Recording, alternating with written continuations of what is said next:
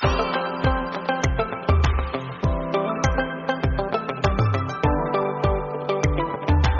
Morning students, मैं हूँ दीक्षा। आज हम पढ़ने वाले हैं रक्त के बारे में। रक्त जिसे रुधिर भी कहते हैं या ब्लड भी कहते हैं। तो रक्त जो होता है वो कैसा होता है? तरल संयोजी ऊतक है, यानी कि ये कैसा होता है? लिक्विड फॉर्म में होता है और ये हमारे शरीर के सभी अंगों तक पहुंचा जाता है, क्योंकि ये कैसा होता है? लिक्विड फॉर्म में होता है। हम काय के बारे में पढ़ रहे हैं? रक्त के बारे में, जिसे ब्लड भी कहते हैं। इसके अलावा इसके और भी कई नाम हैं, रुधिर, या इसे सामान्य भाषा में जनरली हम क्या कहते हैं? खून। तो जो रुधिर होता है वो किस अवस्था में पाया जाता है? ये तरल अवस्था में पाया जाता है, लेकिन ये एक प्रकार का संयोजी ऊतक है। क्लियर? तरल होने के कारण ही जो ब्लड होता है वो हमारे शरीर के सभी अंगों तक परिसंचरण करता रहता है, यानी कि परिसंचरण का मतलब है सभी भागों तक जाता है, जिसे भ्रमण भी कहते हैं। तो परिसंचरण करके ये क्या करता है? सभी अंगों तक पहुंचाया जा सकता है। जो रक्त होता है उसका रंग कैसा होता है? लाल होता है। और जो हमारा बॉडी वेट है, हमारे शरीर का कुल भार है, उसका लगभग 7% भाग क्या पाया जाता है? रक्त। हमारे शरीर के कुल भार का 7% भाग क्या होता है? रक्त होता है। इसके अलावा जल होता है, वायु होता है, और हमारे शरीर में कई ऑर्गन्स पाए जाते हैं। तो जो रक्त होता है वो कुल शरीर के भार का कितना होता है? 7% भाग में जो 7% भाग होता है वो ब्लड होता है। ब्लड जो होता है वो दो पदार्थों से मिलकर बना होता है। मुख्य रूप से कितने? 2 पदार्थों से मिलकर बना होता है। कौन कौन से? चलिए देखते हैं। यानी कि ये भी कह सकते हैं कि रक्त के 2 प्रकार के होते हैं। जो पहला है वो है प्लाज्मा, और दूसरा है रक्त कणिकाएं।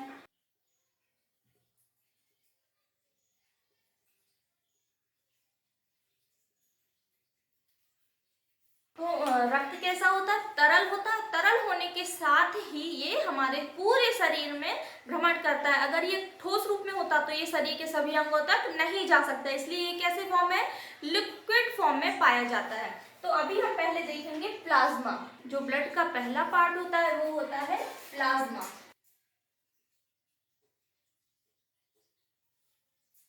चलिए देखते हैं प्लाज्मा क्या है। प्लाज्मा ब्लड का इनएक्टिव पार्ट होता है। ये कैसा है? निर्जीव भाग होता है। इसके साथ साथ ये कलरलेस होता है, मतलब इसका कोई कलर नहीं होता। लेकिन जब प्लाज्मा बहुत अधिक मात्रा में कलेक्ट हो जाता है, मतलब जब प्लाज्मा की संख्या बढ़ जाती है, तो वो हल्के पीले रंग का दिखाई देने लगता है। लेकिन ये कैसा होता है? रंगहीन होता है। तो सबसे पहले क्या बताया मैंने? प्लाज्मा कैसा भाग है ब्लड का? ये निर्जीव भाग होता है। इसके अलावा ये कैसा होता है? रंगहीन होता है। लेकिन जब ये बहुत अधिक मात्रा में हो जाता है तो इसका रंग कैसा दिखाई देने लगता है? हल्के पीले रंग का दिखाई देने लगता है। प्लाज्मा जो ब्लड होता है, ब्लड के 55% भाग में क्या पाया जाता है? प्लाज्मा। बाकी बचा क्या? 45%। तो 45% क्या होती है? रक्त कणिका, यानी कि ब्लड कॉर्पस्कल्स। तो 55% जो भाग होता है वो कौन सा होता है? प्लाज्मा का। यानी कि ये कह सकते हैं कि ब्लड में प्लाज्मा रक्त कणिकाओं से अधिक मात्रा में पाई जाती है। कितनी पाई जाती है? 55%। ये इंपॉर्टेंट क्वेश्चन है, इसको टिक कर लेना। प्लाज्मा कितने परसेंट पाया जाता है ब्लड में? 55% पाई जाती है। प्लाज्मा कैसा होता है? निर्जीव होता है और कलरलेस होता है। लेकिन ये अधिक संख्या में हो जाता है तो ये हल्के पीले रंग का दिखाई देने लगता है। प्लाज्मा का पीएच जो होता है वो होता है लगभग 7.3 से 7.5। अब 7 के बाद जो पीएच होता है वो क्या होता है? क्षार, यानी कि ये कैसा होता है? क्षारीय होता है। लेकिन जो 7 से कम बेस होता है, पीएच मान होता है, वो कैसे होते हैं? अम्लीय होते हैं। लेकिन इसका पीएच कितना होता है? 7.3 से 7.5, यानी कि प्लाज्मा कैसा होता है? क्षारीय होता है, क्षारीय प्रवृत्ति का होता है। अब प्लाज्मा होता है उसमें रोगाणु जितने भी रोगाणु होते हैं, जैसे कि कवक का इन्फेक्शन, वायरस, बैक्टीरिया, इन सब से लड़ने की क्षमता पाई जाती है। किसमें पाई जाती है? प्लाज्मा में। तो ये क्या करता है प्लाज्मा, जितने भी रोगाणु हैं, जैसे शरीर में कोई किसी भी रोगाणु ने अटैक किया तो इसके अंदर उन रोगाणुओं से लड़ने की क्षमता उत्पन्न हो जाती है, जिसे हम कहते हैं एंटीबॉडी का बनना। तो एंटीबॉडी कौन बनाता है? प्लाज्मा। ये क्या करती है प्लाज्मा, जैसे ही कोई बाहर से रोगाणु हमारे शरीर में क्या करता है? अटैक करता है, तो प्लाज्मा क्या करती है? हमारे शरीर में उस रोगाणु से लड़ने की क्षमता उत्पन्न करती है, जिसे हम प्रतिरक्षा भी कहते हैं या एंटीबॉडी भी कहते हैं। अब जो एंटीबॉडी होती है उसको प्रेरित करना का काम है एंटीजन का। किसका? एंटीजन का। रोगाणुओं से लड़ने की क्षमता कौन उत्पन्न करता है? प्लाज्मा, यानी कि एंटीबॉडी बनाता है। वो एंटीबॉडी को प्रेरित कौन करता है? एंटीजन। समझ रहे हैं? तो प्लाज्मा क्या करता है? एंटीबॉडी भी बनाता है और एंटीजन भी बनाता है। इसके अलावा इसका एक और विशेष कार्य है, जैसे कोई भी विषैला पदार्थ हमारे शरीर के अंदर चला जाता है तो उससे भी प्लाज्मा लड़ने के लिए तैयार रहता है। कैसे? ये एक और पदार्थ बनाता है जिसे हम कहते हैं एंटीटॉक्सिन। क्या कहते हैं? एंटीटॉक्सिन। यानी कि प्लाज्मा किस किस का निर्माण करता है? ये बनाता है एंटीबॉडी। क्या बनाता है? एंटीबॉडी। एंटीबॉडी कैसे बनाता है? कोई भी रोगाणु जैसे वायरस, बैक्टीरिया, फंगस, इन सब के प्रति लड़ने की क्षमता उत्पन्न करने को ही क्या कहते हैं? एंटीबॉडी का बनना। तो एंटीबॉडी बनाता है और इसको प्रेरित कौन करता है? एंटीजन, है ना। एंटीजन इसको प्रेरित करता है कि भाई कोई भी रोगाणु शरीर के अंदर प्रवेश कर गया है, अब उससे हमारे शरीर को क्या करना है? लड़ना है। ठीक है। इसके अलावा जब कोई विषैला पदार्थ अटैक करता है तो प्लाज्मा क्या करती है? एंटीटॉक्सिन बना लेती है। एक और पदार्थ बनाती है, जैसे क्या कहते हैं? एंटीटॉक्सिन। ये जो एंटीटॉक्सिन है, इससे ये क्या करता है? विषैले पदार्थ को मारने का कार्य करता है और इसको क्या कर देता है? निष्क्रिय कर देता है, ताकि शरीर में कोई भी दुष्प्रभाव दिखाई ना दे। अब हम देखेंगे प्लाज्मा के कार्य। तो प्लाज्मा हमारे शरीर में क्या क्या कार्य करती है, चलिए देखते हैं।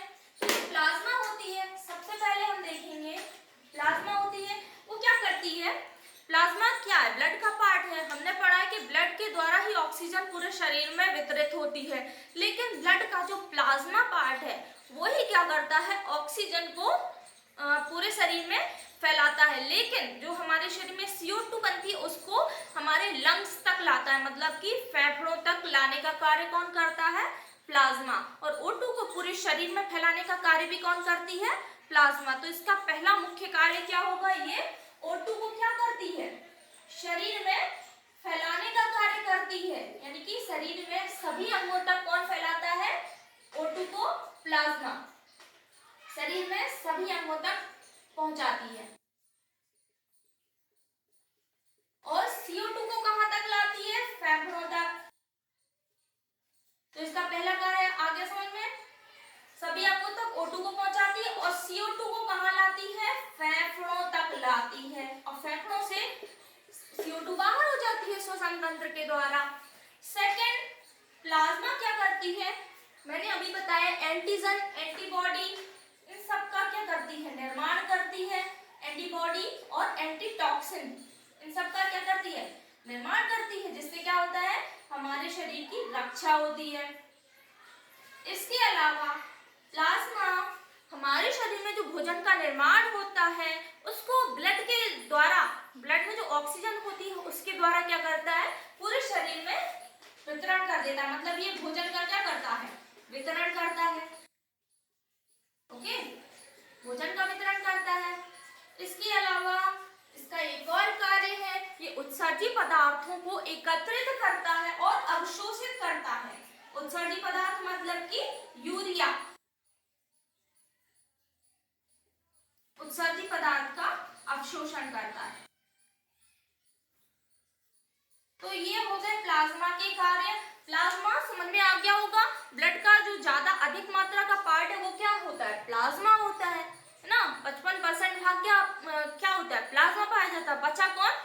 45% वो होती हैं ब्लड कार्पसल्स। रक्त का दूसरा भाग होता है रक्त कणिकाएं। रक्त कणिकाएं जिन्हें ब्लड कार्पसल्स भी कहते हैं। अब ये जो ब्लड कार्पसल्स होती हैं ये मुख्य रूप से 3 प्रकार की होती हैं। चलिए देखते हैं कौन कौन सी रक्त कणिकाएं यानी कि ब्लड कार्पसल्स। ये कितनी होती हैं? 3 होती हैं।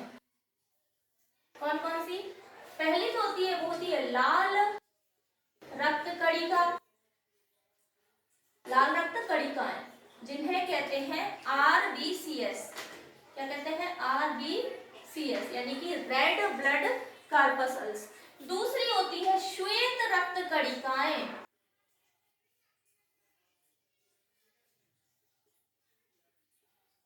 और तीसरी होती है प्लेटलेट्स यानी कि रक्त प्लेटलेट्स। जिन्हें थ्रोम्बोसाइट्स भी कहते हैं। क्या कहते हैं? थ्रोम्बोसाइट्स।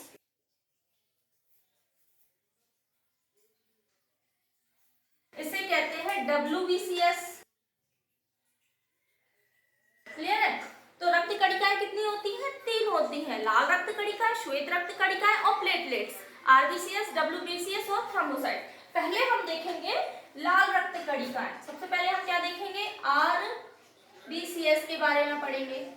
ओके, तो जो RBCS होती है इनकी ये कितना भाग होती है? रक्त का 45%, बचा हुआ 45%, शेष 45% क्या होती है? RBCS। बाकी 55% हमने क्या पढ़ा था अभी? प्लाज्मा। ठीक है। RBCS का रंग होता है पीला, लेकिन जब ये बहुत अधिक मात्रा में हो जाती है, बहुत अधिक संख्या में हो जाती है, तो ये दिखाई देती है गहरे लाल रंग की। कैसे रंग की होती है? गहरे लाल रंग की दिखाई देती है। RBCS जो होती है वो प्लेट के आकार, प्लेट के रूप में होती है। इस तरह से होती है RBCS, प्लेट के रूप में। लेकिन ये कैसे होती है? अंडाकार। इसका आकार अगर हम देखेंगे, ये होती है प्लेट के रूप में, लेकिन आकार कैसा होता है इसका? अंडाकार। अब जो RBCS होती है उनमें स्तनधारी होते हैं, उनकी RBCS में केंद्रक नहीं होता है, क्योंकि स्तनधारी, जितने भी स्तनधारी हैं उनकी RBCS में केंद्रक नहीं होता। अर्थात ये कह सकते हैं कि उनमें केंद्रक रहित न्यूक्लियस लेस क्या होती है? RBCS पाई जाती है। लेकिन इसका एक अपवाद भी है। कौन? अपवाद अर्थात कि एक स्तनधारी ऐसा है जिसमें केंद्रक युक्त RBCS पाई जाती है, वो है ऊंट।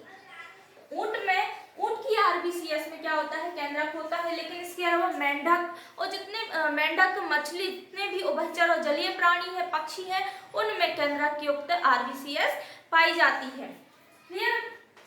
RBCS क्या होता है? RBCS का जो जीवन काल होता है वो होता है 120 दिन। हाँ भाई, ये मोस्ट इम्पोर्टेंट है फॉर नीट एग्जाम, इसलिए आप इसको हाईलाइट कर लीजिए कि RBCS का जीवन काल कितना होता है? 120 दिन। 120 दिन क्या है इसका जीवन काल?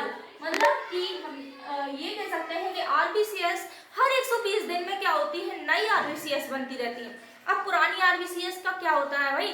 जब नई RBCS बन जाती है तो पुरानी कहाँ जाती है? पुरानी RBCS जो है वो जाती है प्लीहा के अंदर। कहाँ जाती है? प्लीहा यानी कि स्प्लीन के अंदर। स्प्लीन के अंदर मरी हुई RBCS जाती है, इसलिए स्प्लीन को क्या कहते हैं? RBCS का कब्रिस्तान। ये भी मोस्ट इंपॉर्टेंट है। RBCS का कब्रिस्तान कौन है? इसको भी टिक कर लेना भाई। RBCS का कब्रिस्तान किसे कहते हैं? प्लीहा को। किसे कहते हैं? प्लीहा को। भाई ये भी मोस्ट इंपॉर्टेंट है, इसे भी टिक कर लेना, अच्छे से हाईलाइट कर लेना। अब हम देखेंगे जो RBCS है वो हर 120 दिन में नहीं बन जाती है ना, और मरने के बाद कहाँ जाती है? स्प्लीन के अंदर। अब इसका निर्माण कहाँ होता है? मरने के बाद तो प्लीहा में चली जाती है, पर इसका निर्माण कहाँ होता है? सुनिए, तो जो RBCS है उसका निर्माण जब भ्रूणीय अवस्था में स्तनधारी होता है, मतलब कि जब वो माँ के गर्भ में होता है, तब उसका निर्माण होता है कहाँ पर? प्लीहा के अंदर या फिर यकृत के अंदर। कौन सी अवस्था में? भ्रूणीय अवस्था में, है ना, जब वो भ्रूण रहता है। लेकिन वयस्क अवस्था में कहाँ होता है?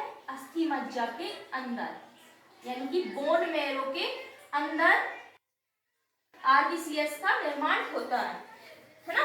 ये भी इंपॉर्टेंट पॉइंट है, आप यहाँ से लिखकर आप हर पॉइंट को ध्यान से पढ़िएगा, ये सारे ऑब्जेक्टिव क्वेश्चन में आ सकते हैं आपके।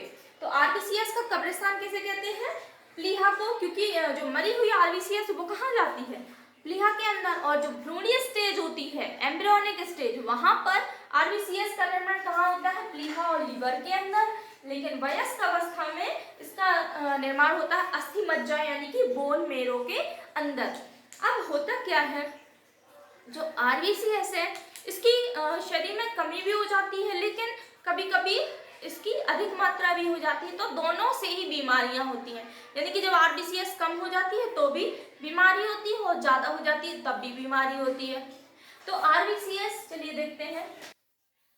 आरबीसीएस की जो कमी है, कमी से होने वाली बीमारी को कहते हैं एनीमिया। क्या कहते हैं? एनीमिया, यानी रक्त अल्पता।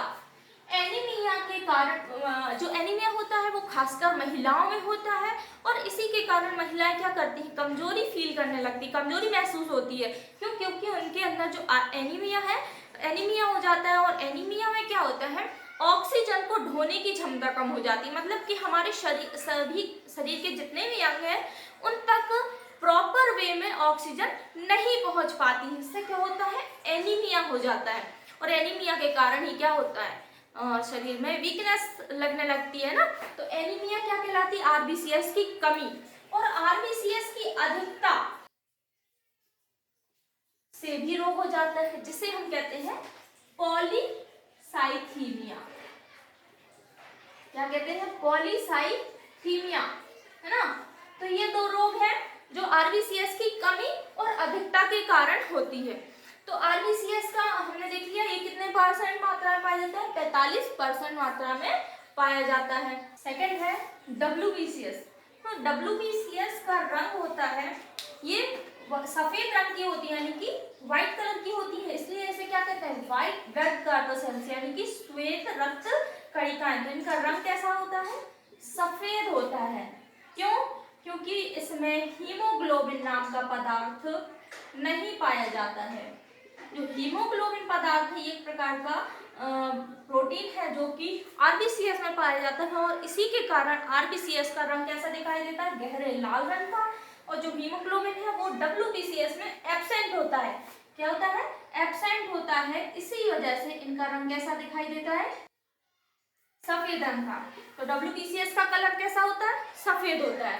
तो डब्ल्यूबीसीएस होती है वो किस शेप में होती है? ये जो आरबीसीएस है उनसे बड़े आकार की होती है। कैसी होती है? उनसे बड़ी होती है और संख्या में कम होती है। लेकिन जो आरबीसीएस है उसका आकार डब्ल्यूबीसीएस की अपेक्षा कम होता है और उसकी संख्या बहुत ज्यादा होती है। इनकी संख्या लगभग 6000 से 9000 के करीब होती है। किसकी? डब्ल्यूबीसीएस की संख्या क्या होती है? कम होती है। तो डब्ल्यूबीसीएस का आकार जो है वो निश्चित नहीं होता। अब निश्चित आकार नहीं होता अर्थात ये कैसी होती है? अमीबॉइड अवस्था में पाई जाती है। अमीबॉइड अवस्था, तो जो अमीबा होता है उसका आकार कैसा होता है? अनिश्चित, कोई निश्चित आकार नहीं होता। तो इनका आकार कैसा होता है? अमीबॉइड आकार, अमीबॉइड शेप, या फिर अनिश्चित भी कह सकते हैं जिसे। तो डब्ल्यूबीसीएस कैसी होती है? रंगहीन होती है, क्योंकि ये कलरलेस होती है, इसमें हीमोग्लोबिन नहीं पाया जाता है ये, लेकिन व्हाइट कलर की दिखाई देती है। जब भी कोई चोट लग जाती है तो वहाँ पे सबसे पहले कौन आता है? डब्ल्यूबीसीएस, यानी कि चोट से रक्षा करने के लिए कौन आगे आता है? डब्ल्यूबीसीएस। डब्ल्यूबीसीएस एक जगह पे इकट्ठी हो जाती है और हमारी चोट से रक्षा करती है और ब्लड को बाहर आने से भी रोकती है। तो डब्ल्यूबीसीएस की जो जीवन काल है वो होता है आरबीसीएस की अपेक्षा बहुत कम दिन होता है इसका जीवन काल। इसका जीवन काल होता है 5 से 10 दिन।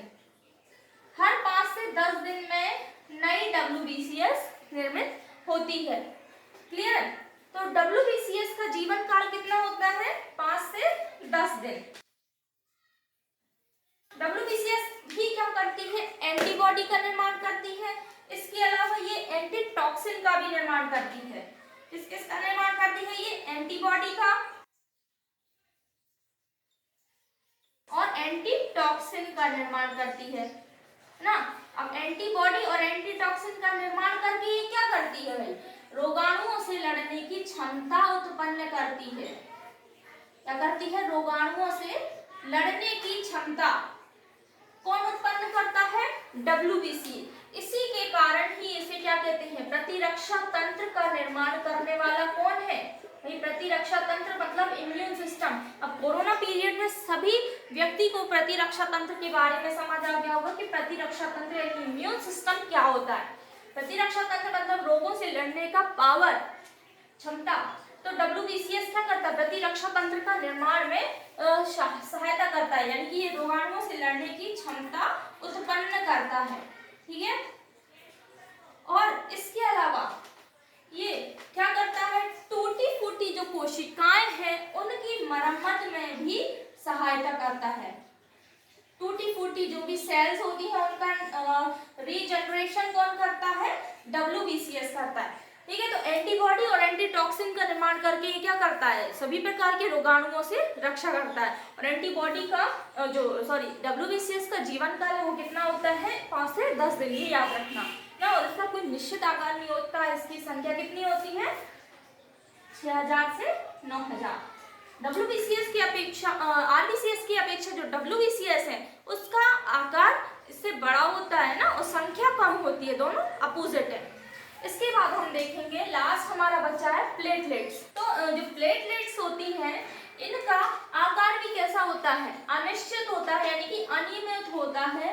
इनका कोई निश्चित आकार नहीं होता है। इनको भी हम क्या कह सकते हैं, ये भी अमीबॉइड शेप में होती है। कैसी होती है, अमीबॉइड शेप में होती है ना। और ये जो प्लेटलेट्स हैं ये केवल मनुष्यों में पाई जाती हैं, बाकी सभी जीवों में ये एब्सेंट होती हैं। किसमें होती है, ये मनुष्यों में, है ना। अब जो प्लेटलेट्स होती हैं उनका आकार तो मैंने बता दिया, ये कैसी होती है, अनियमित आकार की होती है, यानी कि इनका कोई निश्चित आकार नहीं होता। लेकिन इनका निर्माण कहाँ होता है, अस्थि मज्जा की जो टूटी फूटी सेल्स हैं उसके द्वारा ही किसका निर्माण होता है, प्लेटलेट्स का निर्माण होता है। टूटी फूटी सेल्स किसकी, अस्थि मज्जा की।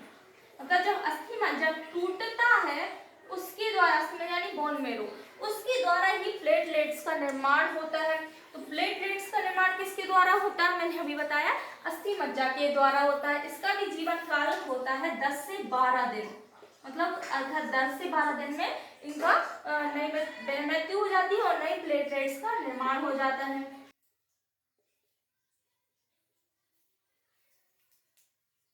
प्लेटलेट्स भी क्या करती है, रोगों से लड़ने में सहायक होती है, अर्थात ये रोगाणुओं से क्या करती है, शरीर की रक्षा करती है और रोगों से लड़ने में सहायता करती है। कौन, प्लेटलेट्स रोगाणुओं से रक्षा भी करती हैं और लड़ने की क्षमता भी बहुत अधिक मात्रा में रखती हैं। इसको क्या कहते हैं, थ्रोम्बोसाइट कहते हैं। इसे जो WBCS है इसे कहते हैं ल्यूकोसाइट।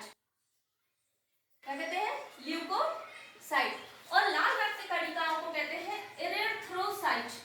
कभी कभी इस नाम से भी बोला जाता है, एग्जाम में आ जाता है, तो अपन को समझ में नहीं आता कि भाई इरेथ्रोसाइट क्या है, ल्यूकोसाइट क्या है, थ्रोम्बोसाइट क्या है। तो ये तीनों नाम आपको याद होने चाहिए।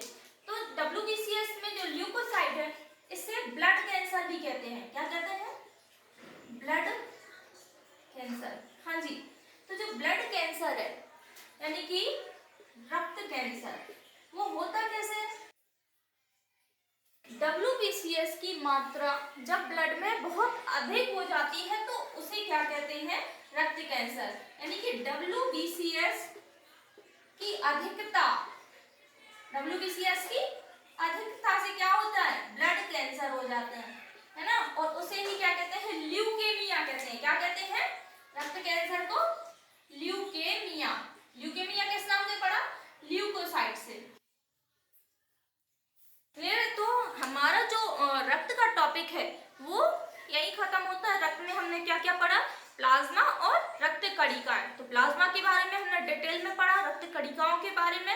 रक्त कणिकाएं कितने प्रकार की होती हैं, 3 प्रकार की, RBCS, WBCS और प्लेटलेट्स यानी कि इरेथ्रोसाइट, ल्यूकोसाइट और थ्रोम्बोसाइट। तो ये सभी पॉइंट बहुत मोस्ट इंपॉर्टेंट है और जो ब्लड जो आपका टॉपिक है वो भी मोस्ट इंपॉर्टेंट है। इसमें से क्वेश्चन आपके हर एग्जाम में, नीट एग्जाम में, अदर एग्जाम में आपके क्वेश्चन इससे बनते हैं। तो इस टॉपिक को आप छोड़िएगा मत, इसके आप प्रॉपर नोट्स बनाइए, एक एक पॉइंट को अच्छे से ध्यान से पढ़िए क्योंकि हर एक पॉइंट मोस्ट इंपॉर्टेंट है।